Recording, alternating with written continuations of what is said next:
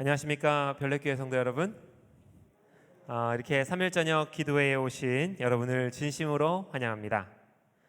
오늘 말씀의 제목은요, 신앙도 워라벨이 되나요? 라고 하는 제목으로 여러분들과 함께 은혜 나누도록 하겠습니다. 오늘 본문 성경절은 마태복음 27장 42절에 있는 말씀입니다. 제가 읽도록 하겠습니다. 저가 남은 구원하였으되 자기는 구원할 수 없도다. 사랑하는 여러분, 지난 시간 우리는 자라남, 즉 성장에 대한 말씀을 나누었습니다. 21세기가 되어 우리 교회는 큰 변화를 하나 겪었는데 그것은 바로 교리의 변경이었습니다. 바로 모든 성도는 그리스도 안에서 자라나야 한다는 것이며 또 그 자라남의 목표는 우리의 머리이신 그리스도께입니다.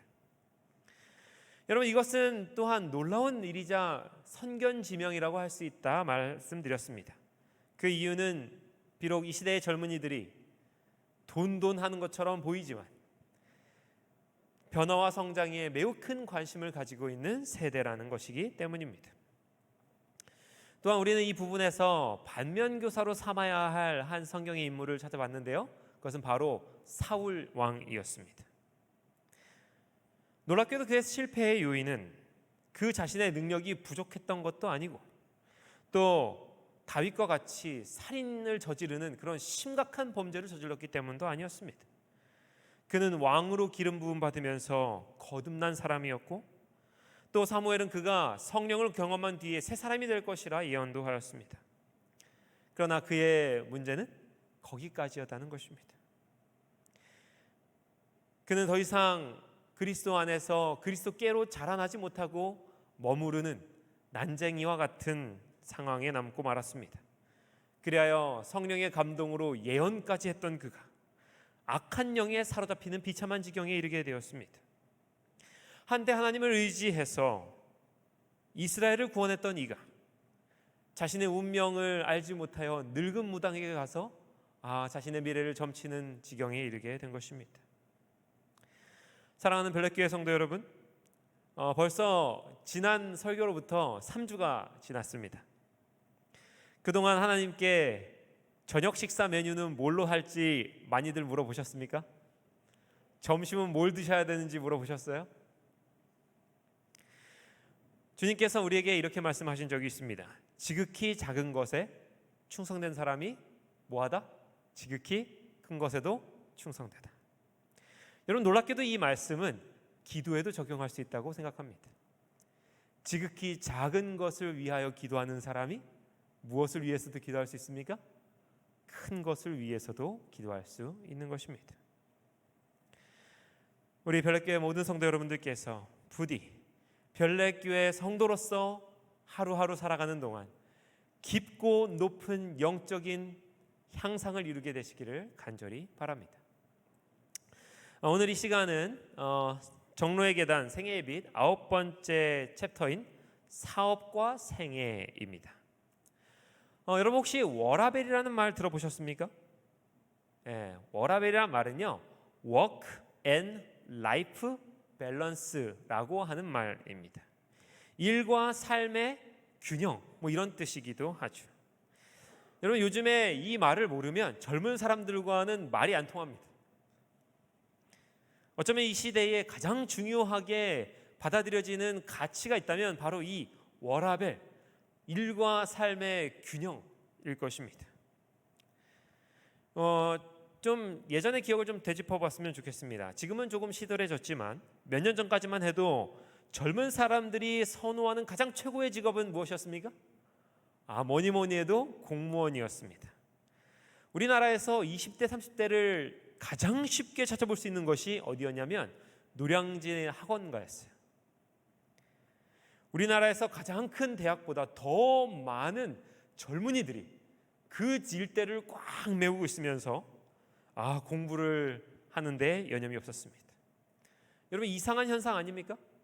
물론 제가 할 말은 아니지만 공무원이 그렇게 월급이 많은 직업은 아니지 않습니까? 다시 한번 말하자면 제가 할 말은 아닙니다. 그런데 왜 그렇게 다들 공무원을 하지 못해서 안달이었을까요? 무슨 도 닦는 것도 아니고 3년, 5년, 어떤 사람은 10년씩 그곳에서 좁은 원룸에 갇혀서 학원을 오가면서 그렇게 공부를 했습니까? 여러분, 공무원에게는 5대 신조라는 게 있다고 합니다. 첫째는요, 국가에는 헌신과 충성을, 둘째는 국민에게는 정직과 봉사를, 세 번째는 직무에는 창의와 책임을, 넷째는 직장에는 경애와 신의를, 다섯째는 생활에는 청렴과 질서를 체질화하여 구체적으로 실천한다라고 하는 이런 강령들 혹은 신조가 있습니다. 국가에는 너무 멋있어요, 그렇죠? 국가에는 헌신과 충성, 국민에게는 정직과 봉사를 하는 그 직업, 공무원. 여러분, 우리나라의 그 많은 젊은이들이 이 신조에 경도되어서 그렇게 젊음을 던져가면서 그것에 공부를 했다고 생각하십니까? 그래서 이 신조를 따르고자 그렇게 열심히 공부를 했습니까? 아마도 그 당시에 있었던 한 기사가 그 답을 좀 내줄 수 있을 거라 생각합니다. 여러분 가운데 만약 뭐라고 돼 있죠? 9급 공무원 선택한 어디생? 서울대생. 여러분, 우리나라 최고의 대학이 어디예요? 서울대예요. 가장 공부 잘하는 학생들이 모이는 곳이 바로 그곳입니다. 어떤 학생이 서울대 건축학과 합격을 했어요. 그리고 동시에 9급 공무원에도 동시에 합격했습니다. 여러분의 자녀에게 여러분이 조언을 한다면 뭐라고 하시겠습니까? 돈이 문제냐? 집을 팔아서라도 대줄 테니까 어디 가라? 서울대 가라 하지 않으시겠어요? 그런데 이 학생이 무엇을 택했는가? 아까 봤듯이 공무원을 택했어요. 이 학생의 말을 한번 좀 들어보십시오. 그 다음 내용인데 여기 있습니다. 서울대 수시와 9급 동시 합격한 이 학생은 무엇을 택했다? 9급 공무원을 택했는데 사실 제가 줄을 안 쳐놨는데 제가 맨 윗줄에 한 줄이 있는데 제가 읽겠습니다.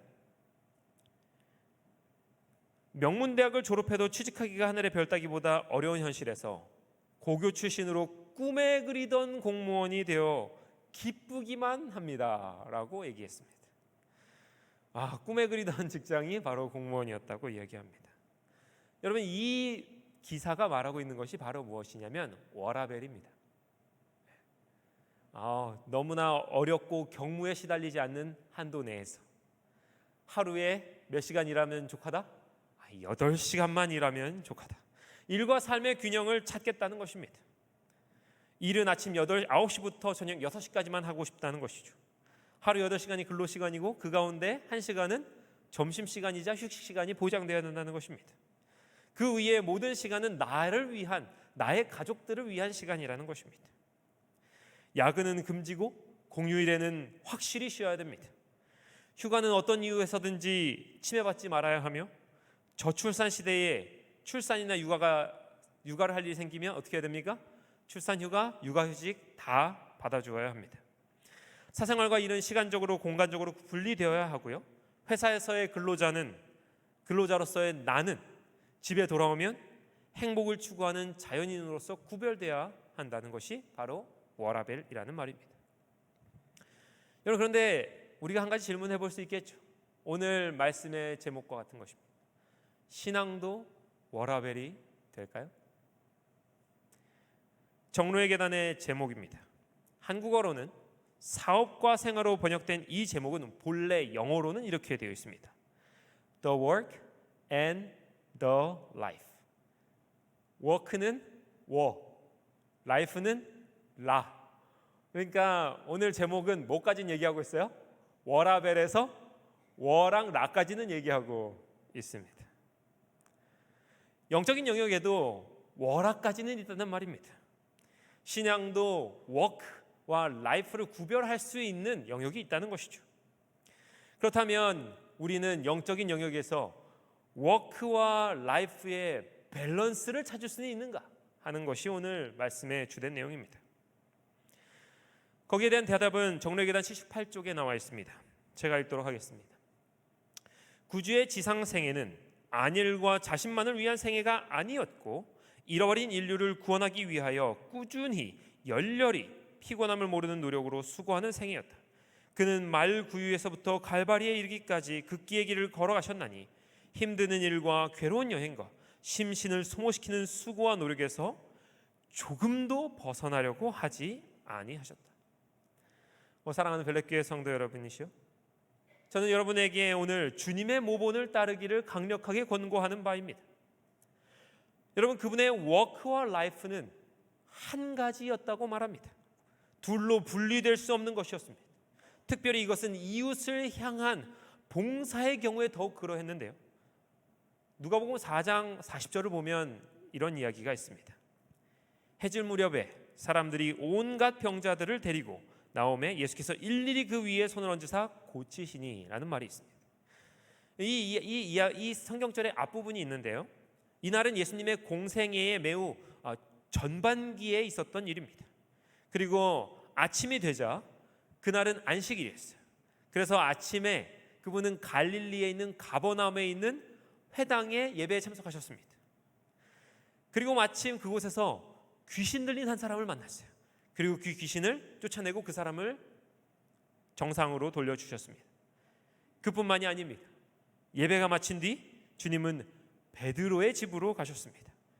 그리고 그곳에서 열병에 걸린 베드로의 장모를 고쳐주는 장면이 나옵니다. 사랑하는 여러분, 예수님은 지금 교회라고 하는 공적인 장소에서 어디로 옮기셨습니까? 베드로의 집이라고 하는 사적인 장소로 옮겨가셨어요. 회사에서 집으로 돌아간 것입니다. 그러나 그분은 봉사해서 퇴근하지 않으셨어요. 교회 바깥에서도 그분의 자비와 봉사의 손길은 멈추지 않았던 것입니다. 그뿐입니까?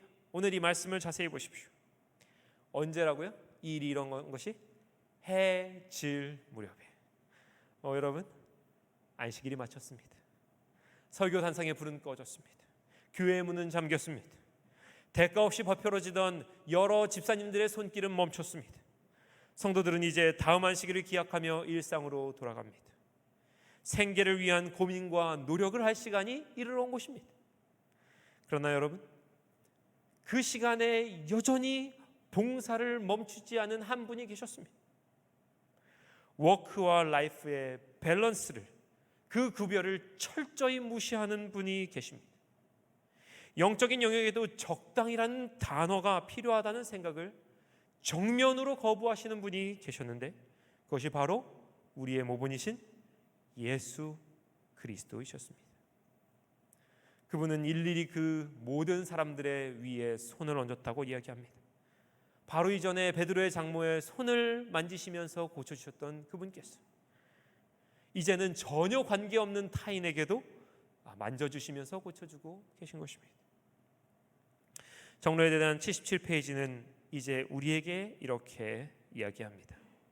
예수에 대한 사랑은 인류를 복되게 하고 향상시키기 위하여 예수께서 일하신 것처럼 일하고자 하는 욕망으로 표현될 것이다.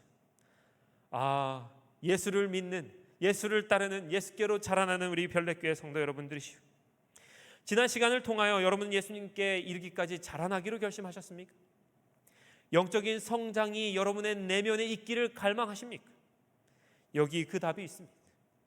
하나님을 향한 헌신, 잃어버린 영혼들을 위한 봉사에는 밸런스도 구별도 그리고 해야 될 시간과 말아야 될 시간도 없다는 것입니다. 교회 안과 바깥이 구별되어서는 결코 영적인 성장은 일어날 수 없다는 것입니다. 안식일이 지나도 저와 여러분은 여전히 그리스도인인 것입니다. 마태복음 27장 42절을 좀 소개하려고 합니다. 저가 남은 구원하였으되 자기는 구원할 수 없도다. 여러분, 예수님이 십자가에 달리셨을 때 대제사장이 와서 이렇게 말했습니다. 너는 다른 사람은 다 구원하면서 너는 구원하지 못하느냐? 정말 내가 하나님의 아들이라면, 병자들을 고치고 죽은 사람을 살린 사람이라면 그 능력으로 너를 위해 사용해서 그 자리에서 내려와 봐라라고 얘기했습니다.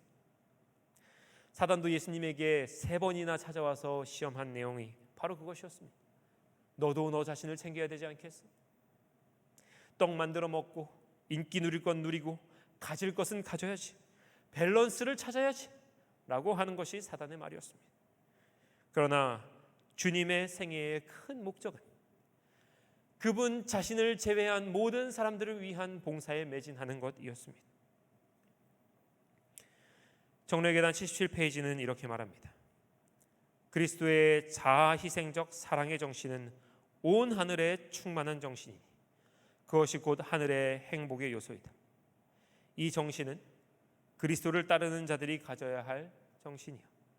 또 이 일은 누가 하여야 할 일입니까?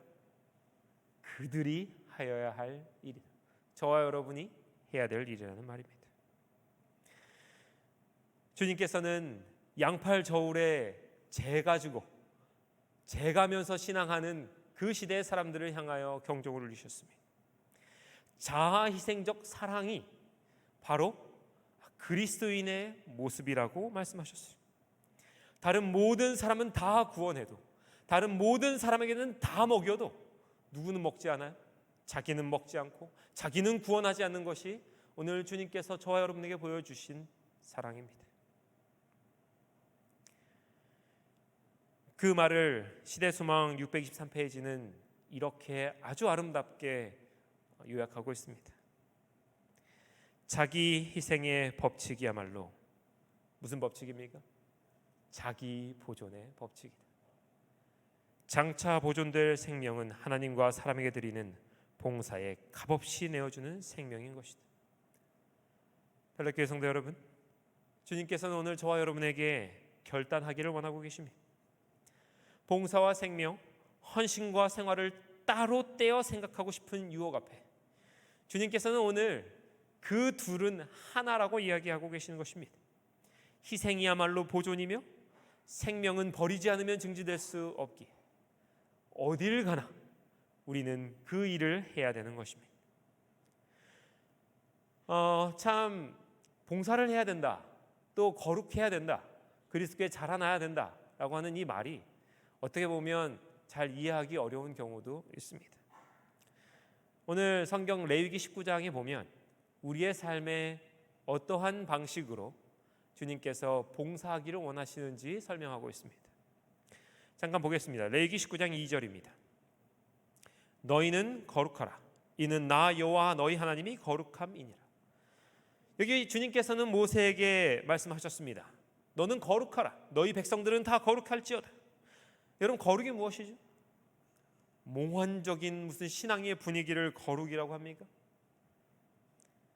고요하고 장엄한 어떤 교회에서의 느끼는 분위기를 거룩이라고 이야기합니까? 이 레위기 19장에는요 여러 가지 얘기가 나와 있지만 특별히 오늘 여러분에게 소개하고 싶은 것은 9절의 내용입니다. 9절은 이렇게 말합니다. 너희가 너희의 땅에서 곡식을 거둘 때에, 거룩함을 이루는 방식입니다. 이렇게 하면 거룩하다는 말이에요. 너희가 너희 땅에서 곡식을 거둘 때에 너희 밭 모퉁이까지 다 거두지 말고 내 떨어진 이삭도 줍지 말며 열매를 다 따지 말며 떨어진 열매도 줍지 말고 가난한 사람과 거류민을 위하여 뭐하라? 버려두라. 사랑하는 여러분, 지금 거룩이 무엇이라고 설명하고 있습니까? 밭에서 가난한 사람들을 생각하고 배고픈 사람들을 배려하는 것이라고 말하고 있습니다. 거룩은 또한 예배에 빠지지 않게 출석하고 헌금을 꼬박꼬박 잘 드리고 설교를 조용히 앉아서 듣고 교회에서 구제할 때 아끼지 않고 이 모든 것들을 또한 거룩이라고 부를 수 있을 것입니다. 그러나 오늘 주님께서는 우리에게 일상의 삶에서의 봉사도 또한 거룩이라고 말씀하고 계신 것입니다. 교회의 울타리와 나의 삶의 영역을 구분하지 않고 계속해서 그리스도인으로 살아남는 것, 여러분, 이거 정말 쉬운 일이 아닙니다. 여러분께서도 아마 매일의 삶에서 경험하고 계시리라 생각합니다. 운전대 앞에서도 집사님과 장로님으로 남아있는 일이 참으로 쉽지가 않아요. 또 우리의 일상의 삶에서, 직장에서, 또 시험의 자리에서 그리스도인으로 봉사의 손길을 끊임없이 내뻗는다는 것은 쉬운 일이 아닙니다. 도전이죠. 그러나 그럼에도 불구하고 어떻게 하라는 것입니까?